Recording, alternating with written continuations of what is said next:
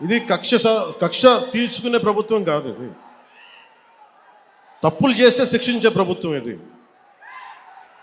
అలాంటిది అంటే ఇది ఎందుకు చెప్తున్నానంటే మీకు అంటే మీరు అరుపులు అరుచుకుంటూ వెళ్ళిపోతున్నారు, వాళ్ళేమో బెదిరిస్తూ ఉన్నారు, కోస్తామంటున్నారు. మళ్ళీ మీ ఎర్ర జెండా శక్తి తెలియదు వాళ్ళకి. మీ గుండెల్లో ఉన్న ఆ వేడి రక్తం గురించి తెలియదు వాళ్ళకి. అంటే కడుపు కాలి ఉన్నవాడికి కష్టపడి పనిచేద్దాం అనుకున్నా మళ్ళీ తిరిగి కోపం తెప్పించుకోండి. పని చేసుకుని తల ఉంచుకొని పని చేసుకుంటూ వెళ్ళిపోతున్నాం. నిజంగా 11 సీట్లు ఇచ్చిన ఆ పార్టీగా మేము గౌరవిస్తున్నాం. ఈ ప్రభుత్వం గౌరవ ముఖ్యమంత్రి శ్రీ నారా చంద్రబాబు నాయుడు గారి నాయకత్వంలో ఉన్న ఎన్డీఏ కూటమి నడుపుతున్న ఈ ప్రభుత్వంలో తప్పులుంటే ఖచ్చితంగా చెప్పండి. ఖచ్చితంగా చెప్తే మేము సరిదిద్దుకుంటాం, లేదా వివరణ ఇస్తాం. అంతేగాని మేము కుత్తుకులు కోసేస్తాం, రంపాలు తెస్తాం, రంపాలు పెట్టి కుత్తుకులు కోస్తామంటే మీకు తెలుసు కదా, అలాంటి వాటికి తాటాకి చప్పుళ్ళకి మేము భయపడాం.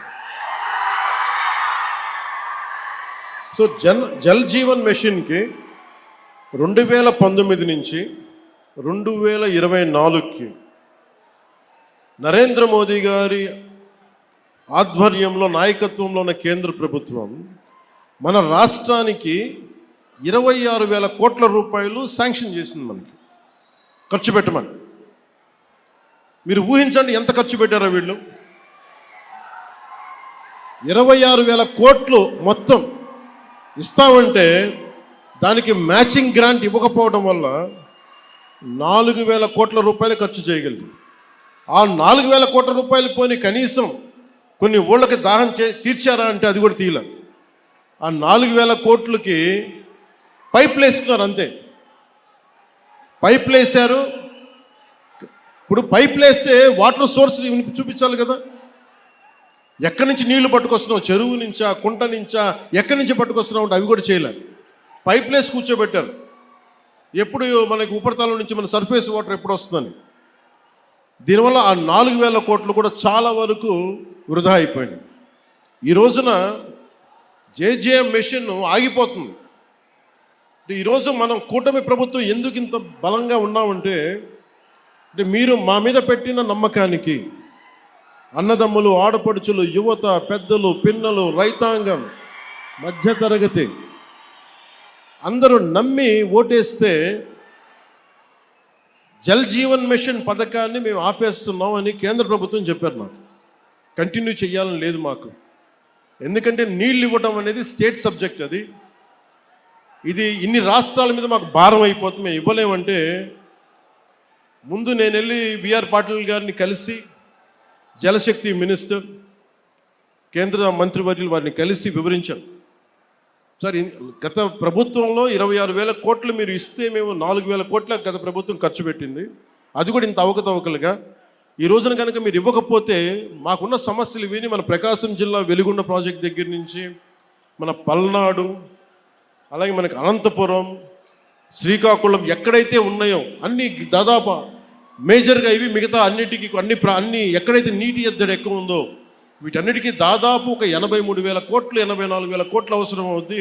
26,000 కోట్లు కూడా సరిపోదనంటే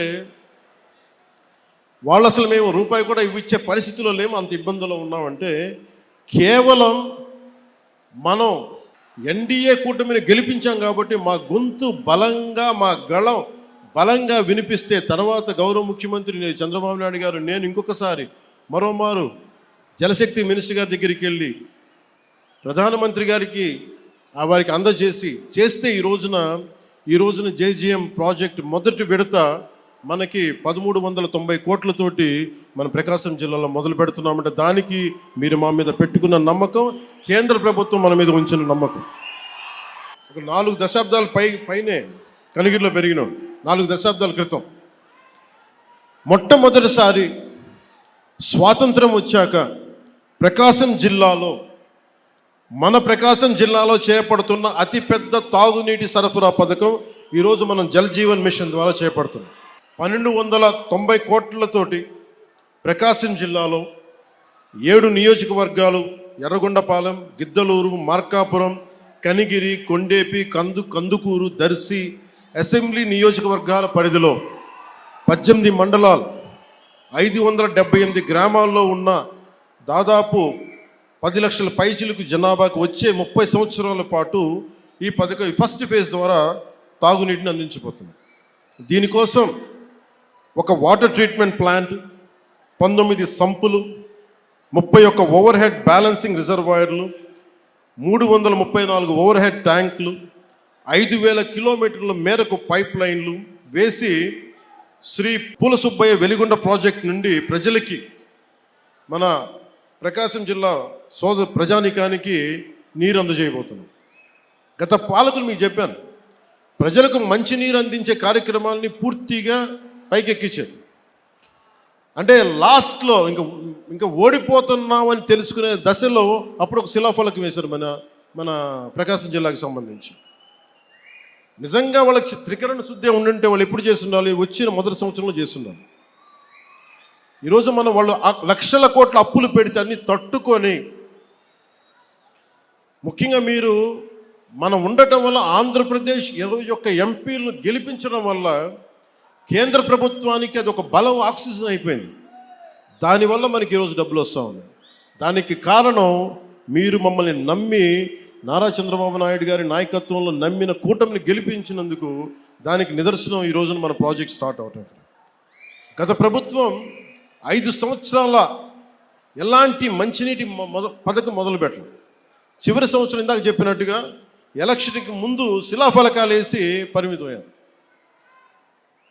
ఈ రోజు వచ్చి వాళ్ళు రోడ్ల మీదకి వచ్చి మేము కుతుకులు కోస్తాం, ఇవన్నీ చేస్తాం అంటే ప్రజలకు అర్థం కాదా? మనకు అర్థం కాదు. కానీ మన కూటమి ప్రభుత్వం ఏర్పడ్డాక చాలా ప్రణాళికాబద్ధంగా జలజీవన్ మిషన్ ప్రాజెక్ట్ని ముందుకు తీసుకెళ్తుంది. అందులో భాగంగా నేను ఒకటే చెప్పాను, శిలాఫలకాలు వేస్తారు అందరూ, ఎప్పుడు ఫినిష్ చేద్దామంటే అధికార యంత్రాంగం, ఉన్నతాధికార యంత్రాంగం కానీ కాంట్రాక్టర్స్ కానీ అందరూ ఒకటే ఇచ్చారు, సకాలంలో కనుక మన నిధులు కనుక వచ్చేస్తే 18 నెలల నుంచి 20 నెలల్లో ఈ ప్రాజెక్ట్ని పూర్తి చేస్తాం. ఇది నేను ప్రత్యేకించి నేను ఈ పథకాన్ని నేను పర్యవేక్షిస్తాను. అలాగే మార్కాపురం లక్ష్మీ చెన్నకేశవ స్వామి ఆలయం భూములు, మంచి గొడవ ఉందా? దేవాదాయ శాఖ మంత్రి గారు ఉన్నారు ఇక్కడే, వారి దృష్టిలో కూడా పెడుతున్నాం. అంటే ఆలయం భూములు అనగానే భగవంతుడి భూములు కదా దోచేద్దామని అందరికీ తేలిగ్గా ఉండదు. తరతరాలు లేచిపోతాయి, జాగ్రత్త. అంటే భూములు మిగిలితే మీరుండవు తర్వాత. రాజుల సొమ్ము రాళ్లపాలెం దోచుకొని, భూమి శాశ్వతం, మన శాశ్వతం కదా. అందుకని దయచేసి దేవాదాయ శాఖ భూముల జోలికి వెళ్ళకండి. అలాగే వైసీపీ హయాంలో ఈ భూదోపిడీ హద్దులు దాటేసింది. భూమి కనిపిస్తే దేవాలయ భూములు కానీ, అటవీ భూములు కానీ, ఖాళీ భూములు కానీ, ఎక్కడ ఖాళీ భూమి కనపడితే అక్కడ గత ప్రభుత్వ పాలకులు గద్దల్లో వాలిపోయి ఆక్రమించారు. దేవుడి భూములను కూడా అక్రమంగా రిజిస్టర్ చేయించుకున్నారు. ఈ వ్యవహారం మీద ప్రభుత్వం దృష్టి సారించింది. ఆక్రమణకు గురైన దేవాలయాలు భూములు తిరిగి వెనక్కి తీసుకునే ప్రక్రియని ఇప్పటికే ప్రారంభించాం. దేవాలయ భూములకు రక్షణ కల్పించే బాధ్యతను కూడా కూటమి ప్రభుత్వం తీసుకుంది. అలాగే వెలిగొండ ప్రాజెక్టుకి నాకు నిజంగా చాలా సంవత్సరాల నుంచి, గత 15 సంవత్సరాల నుంచి నా కోరిక ఒకటే, నా ఆశ చెప్తున్నాను, మీరు ఇక్కడ పారిశ్రామికీకరణ జరగాలి, ఇండస్ట్రియలైజేషన్ జరగాలి. ఇక్కడున్న యువతకి, ఆడపడుచులకి ఉపాధి అవకాశాలు ఎక్కువ మెండుగా పెరగాలి. అందుకని ముందుగా నీళ్లు కావాలి ఇక్కడ. వాటితో పాటు శ్రీశైలం నుంచి కాకుండా ముందు వెలిగొండ ప్రాజెక్టు కనుక అయిపోతే మనకి పారిశ్రామిక అవసరాలకు కూడా మనకి నీటి సరఫరా చేయగలం. దానివల్ల ఉపాధి అవకాశాలు మరింత మెరుగవుతాయి. అంటే నేను చూస్తుంటే ఇందాక చూసిన 1290 కోట్లు ఫస్ట్ ఫేజ్ ప్రాజెక్టుకి. లాస్ట్ ఎలక్షన్లు తీసుకుంటే మన ప్రకాశం జిల్లాని 2000 కోట్లు ఖర్చు పెట్టారేమో అందరూ కలిపి. అంటే ఒక్కొక్క నియోజకవర్గానికి 150 కోట్లు కూడా ఖర్చు పెట్టారండి. అంటే డబ్బు ఉంది ఇక్కడ మన ప్రకాశం జిల్లా. కాకపోతే అది ప్రజలకు వెళ్ళట్లా, పైపైన జరుగుతుంది. మీరు కనుక నన్ను నమ్మి మన కూటమి ప్రభుత్వాన్ని నమ్మితే నాకు కొంచెం సమయం కావాలి. మీ తరపున పోరాటం చేయడానికి నాకు కొంచెం సమయం కావాలి. అందుకని ఉపాధి అవకాశాలు మనకు వచ్చేలాగా ఇంత ఒక ఎలక్షన్కి 150 కోట్లు ఖర్చు పెట్టగలుగుతున్నప్పుడు ఒక ప్రాజెక్టు ఫినిష్ చేయడానికి 800 కోట్ల రూపాయలు ఖర్చు పెట్టగలిగితే వెలిగొండ ప్రాజెక్టు ఆ భూపరిహారానికి ఇవ్వగలిగితే మనం ప్రాజెక్ట్ అయిపోద్ది. కానీ వాటి డబ్బులు లేక ఇట్లా అయిపోద్ది. దానికి ఏంటంటే డబ్బులకి ఆశ పడకుండా మీరు ఎన్నికల్లో డబ్బులు పెట్టుకొని గెలవండి, అభ్యంతరం లేదు. కానీ మీరు గెలిచినా డబ్బులు పెట్టి గెలిచినా కానీ ప్రజలకు ఉపయోగపడేలా పాలన జరిగితే అది నేను దాన్ని కూడా వదిలేయచ్చు. అలాంటి పరిస్థితుల్లో తీసుకెళ్ళాలి అంటే ఈ రోజున పొలిటికల్ ప్రాసెస్ డబ్బులు పెడితే తప్ప ఎలక్షన్లు గెలిచే పరిస్థితుల్లో లేదు. కానీ డబ్బులు పెట్టి ప్రజలకి సేవ చేయాలని కోరుకున్నాను. ఎందుకంటే ఉన్న లోపల వ్యవస్థ చాలా లోపలికి వెళ్ళిపోయింది. డబ్బు పరంగా చేస్తే తప్ప ఎలక్షన్లు రావాలి. నేను కోరుకుంటుంది యువత కనుక మీరు ఇదే ఉత్సాహం, ఇదే శక్తి గత ఎన్నికల్లో ఎలా ఇచ్చారో పాలనలో కూడా మీరు అదే గనక ఇవ్వగలిగితే, అదే భరోసా గనక మీరు చూపించగలిగితే ఈ మనకి వలసలు లేని ప్రకాశం జిల్లాని నేను కోరుకుంటున్నాను.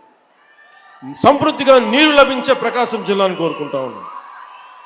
దానికి కావాల్సిందల్లా మీ ఆశీర్వాదాలు కావాలి, మీ అండదండలు కావాలి. అలాగే కూటమి ప్రభుత్వం నాకు గౌరవ ముఖ్యమంత్రి చంద్రబాబు నాయుడు గారికి కానీ, భారతీయ జనతా పార్టీ నాయకులకు కానీ, నరేంద్ర మోదీ గారికి కానీ చాలా బలమైన అవగాహన ఉంది, పరస్పర గౌరవం ఉంది. ఎవరు ఏమి కాంట్రిబ్యూట్ చేశారో మాకు చాలా క్లారిటీ ఉంది. కానీ అది ఈ రోజున అది పంచాయతీ స్థాయికి దాకా వెళ్ళాలి. పంచాయతీ స్థాయి దాకా జనసేన పార్టీ ఏం చేసింది, క్షేత్రస్థాయిలో జనసేన నాయకులకి గౌరవం ఇవ్వడం, అలాగే జనసేన నాయకులు తెలుగుదేశం నాయకులకు గౌరవం ఇవ్వడం, లేదా అందరం కలిసి మన ముగ్గురు భారతీయ జనతా పార్టీ నాయకులతో కూర్చొని మాట్లాడటం. సమస్యలు వస్తాయి, ఒక్కోసారి ఇబ్బందులు ఉంటాయి, కానీ వాటిని అధిగమించి ముందుకు వెళ్ళటమే మన లీడర్షిప్ క్వాలిటీ. అందుకని దయచేసి అందరం, నాకు గౌరవ ముఖ్యమంత్రి నారా చంద్రబాబు నాయుడు గారికి కానీ పదే పదే చెప్తా ఉన్నాను. దేనికి చెప్తున్నానంటే ఇంకొకళ్ళు వస్తారన్న భయం లేదు మాకు, వాళ్ళు రారని మాకు తెలుసు. కానీ ఒక పని చేసేటప్పుడు రోజు లాక్కుంటా పీక్కుంటా లాక్కుంటా తిట్టుకుంటా, అంటే ఒక సామెత ఉంటుంది కదా, తల్లిదండ్రులు తిట్టుకుంటా లేస్తే పిల్లలు కొట్టుకుంటా లేస్తారు. అలాగా నాయకులు ఎప్పుడు పరస్పరం తిట్టుకుంటా ఒకళ్ళు పొడుచుకుంటా ఉంటే వేదిక పైన నాయకులకు కానీ రాష్ట్ర స్థాయిలో ఉన్న నాయకులందరికీ కూడా మా అందరి బాధ్యత, మీరు మా మీద భరోసా పెట్టారు. మీరు లేకపోతే 93% కూటమికి, జనసేనకి 100% స్ట్రైకింగ్ రేట్. ఇవన్నీ ఎందుకు ఇచ్చారు? నేను పదే పదే సభలు ఇదే చెప్తున్నాను, కూటమికి కూడా ఇదే చెప్తున్నాను, కూటమి నాయకులందరికీ కూడా.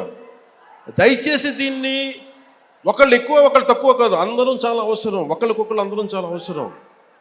నేను గతంలో కూడా చెప్పాను, గౌరవ ముఖ్యమంత్రి గారిని లాస్ట్ టైము గత ప్రభుత్వం ఆయన జైలు పాలు చేసినప్పుడు కొద్దిమంది జనసేన పార్టీకి సంబంధించిన మద్దతుదారులు ఏదో మాట్లాడితే తెలుగుదేశం పార్టీని దయచేసి అలా బలహీనంగా చూడకుండా చాలా బలమైన పార్టీ, దాన్ని గొడవ పెట్టకండి, అలా ఇంత నేను గౌరవించాను. అంటే మీకు అడ్వర్సిటీ రివీల్స్ ట్రూ క్యారెక్టర్ అంటాం. ప్రతికూలత పరిస్థితుల్లో మీరేంటి, ప్రతికూల పరిస్థితుల్లో నీ సత్తా ఏంటి, అది కదా. అంటే కష్టాలు ఉన్నప్పుడు నేను ఏం చెప్తున్నానంటే, మేము ఏ రోజు కూడా ఏ పార్టీని తగ్గించలేదు, తెలుగుదేశాన్ని ఏ రోజు తగ్గించలేదు. భారతీయ జనతా పార్టీ నాయకత్వం లేకపోతే, అండదండ లేకపోతే ఈరోజు జేజేఎం రాదు. ఈ రోజున తెలుగుదేశం పార్టీ లేకపోతే, నా గౌరవ ముఖ్యమంత్రి గారు లేకపోతే ఈ ఫైనాన్స్ ఇంత ప్రణాళికాబద్ధంగా చేయలేం. నాకు అనుభవం లేదు, నాకు పోరాటం చేసే శక్తి ఉంది. అంటే ఒక పని చెయ్యాలి అంటే ఇన్ని శక్తులు గుమిగూడాలి. అన్ని వేళ్ళు ఒకలా ఉండవు, కానీ ఏ వేలికి ఈ బొట్టనేలు తీసేస్తే ఏం చేస్తాం, ఏకల వీళ్ళ ఏం చేయలేము. సో ఎవరు ఎక్కువ ఎవరు తక్కువ లేదు, మొత్తం కలిస్తేనే పిడికిలి. కూటమి అంటే పిడికిలి. దీన్ని గుర్తుపెట్టుకోండి. అంతేగాని కూర్చోబెట్టి పంచాయతీ స్థాయిలో ఉన్న జనసేన నాయకులు కావచ్చు, తెలుగుదేశం నాయకులు కావచ్చు, భారతీయ జనతా పార్టీ నాయకులు కావచ్చు, మద్దతుదారులు కావచ్చు, చిన్న చిన్న ఇబ్బందులు ఉంటే అందరం పరస్పరం మాట్లాడుకొని ముందుకు తీసుకెళ్దాం. మన మన ఆబ్జెక్టివ్, మన గోల్ ప్రజలకి న్యాయం చేయటం. ముఖ్యంగా ప్రకాశం జిల్లా దగ్గరికి వచ్చినప్పటికీ దాహం తీర్చడం. మనులు మాణిక్యాలు అడగట్లా, గొంతు తడపమని అడుగుతున్నారు. గొంతు ఎండుకుపోతుంది. పశువులకి నీళ్లు పెట్టుకోలేకపోతున్నాం. పశువులకి వచ్చిన కొత్తల్లో మొదటి అసెంబ్లీ సెషన్లో నాకు గౌరవ శాసనసభ్యులు మన పేరు గుర్తులేదు కానీ నాకు అసెంబ్లీలో ఇచ్చారు. మూగజీవాలు ఎండుకుపోతున్నాయన్నా సమ్మర్ వచ్చేస్తుందంటే, ఈరోజు పశువులు నీటి తొట్లు ఎందుకు వచ్చినాయి అంటే దానికి ప్రకాశం జిల్లాలో మనుషులకి నీళ్లు లేవన్నా దాంతో పశువులు చచ్చిపోతున్నాయంటే ఆ ఒక్క మాట కదిలించి ఈరోజు పశువులు నీటి తొట్లు వచ్చినాయి మొత్తం మేము. అంటే ఇవన్నీ ఏంటంటే మేము 15 సంవత్సరాలు స్టెబిలిటీ ఇస్తే తప్ప, ఈరోజు వేసిన మొక్క, ఒక చిన్న మొక్క వృక్షం అవ్వాలంటే 10-15 సంవత్సరాలు పడద్దు. ఒక మామిడి చెట్టు ఈరోజు మొక్క వేస్తుంది రావడానికి 8-10 కనీసం దశాబ్దం పైన తీసుకుంటుంది. అలాంటిది ఈరోజున ఒక పబ్లిక్ పాలసీ చేస్తే, ప్రజలకు ఉపయోగపడే చెయ్యాలంటే ఇంతమంది ఇంత సమయం కావాలి. అందుకే నేను పదే చెప్తా ఉన్నాను, 15 సంవత్సరాలు కలిపి ఉండాలి అని. దయచేసి నన్ను అందరూ కూడా అర్థం చేసుకోండి. నేను ఈరోజు మీకు ప్రకాశం జిల్లా మనకి ఈ సభ సాక్షిగా చెప్తున్నాను, నాకు నా పార్టీ సంక్షేమం కంటే కూడా, కూటమి సంక్షేమం కంటే కూడా నాకు నా ప్రజల సంక్షేమం చాలా చాలా ముఖ్యం. చాలా ముఖ్యం నాకు. ఎందుకంటే మాకు అధికారం ఇచ్చింది, మీరు కష్టపడమని ఇచ్చారు. మాకు అధికారం, మీకు నిలబడమని ఇచ్చారు. సమస్యలకి పరిష్కారాలు ఎతకమని ఇచ్చారు. కొట్టుకోమని మీరు ఇవ్వలేదు. ప్రతి ఒక్కరూ మేము తెలుసుకోవాలి. అందుకని బయట అధికారం నుంచి వెళ్ళిపోయిన గత ప్రభుత్వ పాలకులు రెచ్చగొట్టాలని చూస్తారు. వాటికి రెచ్చిపోకండి. యువత కూడా దయచేసి ఇదే విన్నవించుకుంటూ, మాకు ఈ అవకాశాన్ని ఇచ్చిన గౌరవ ప్రధానమంత్రి గారికి ప్రత్యేకించి my heartful thanks to honourable PM Shri Narendra Modi ji, honourable union minister for Jal Shakti Shri CR Patil ji, and my heartfelt thanks to Honorable Chief Minister Sri Nara Chandrababu Naidu garu. I'm grateful to you all. Sir, మాకు గొంతులు ఎండుకుపోతున్న మాకు కనీసం కనుచూపు మేరలో మాకు దాహం తీర్చే అవకాశం ఉందనేది మొట్టమొదటిసారిగా మాకు స్వాతంత్రం వచ్చిన తర్వాత చిన్న ఆశ కల్పించినందుకు, ఒక హోప్ ఇచ్చినందుకు ప్రతి ఒక్కరికి పేరు పేరున ధన్యవాదాలు తెలుపుకుంటూ, జిల్లా యంత్రాంగానికి, SP గారికి, కలెక్టర్ గారికి, ఉన్నతాధికారులందరికీ, ఇక్కడ సెక్యూరిటీ చేస్తున్న ప్రతి ఒక్క పోలీస్ కానిస్టేబుల్స్కి, పోలీస్ అధికారులకి, ప్రతి ఒక్కరికి నా హృదయపూర్వక ధన్యవాదాలు తెలుపుకుంటూ,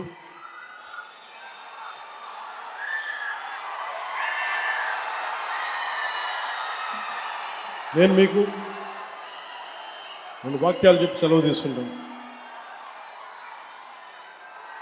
నాకు నా కుటుంబం కంటే కూడా మీ క్షేమం నాకు చాలా ముఖ్యం. ఈ రాష్ట్ర క్షేమం చాలా ముఖ్యం. ఈ దేశ క్షేమం నాకు చాలా ముఖ్యం. సో మీకోసం ఎల్లప్పుడూ పనిచేస్తాను.